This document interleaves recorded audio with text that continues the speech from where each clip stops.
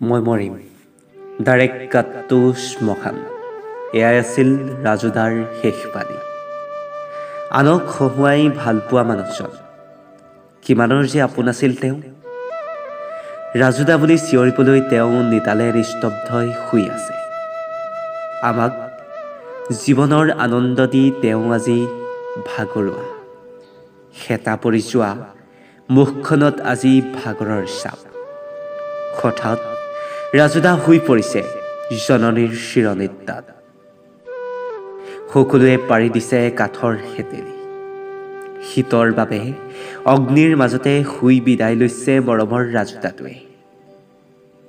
তুলিবৰ সাহস যে নাই কাৰোৰে। হঠাৎ টিভিৰ স্ক্ৰীণত নিউজ চেনেলত বাজি উঠিছে ৰাজুদাই চিৰবিদায় ল'লে। সকলো আচৰিত। যৱনিকা জীৱনৰ অন্তিম নাট।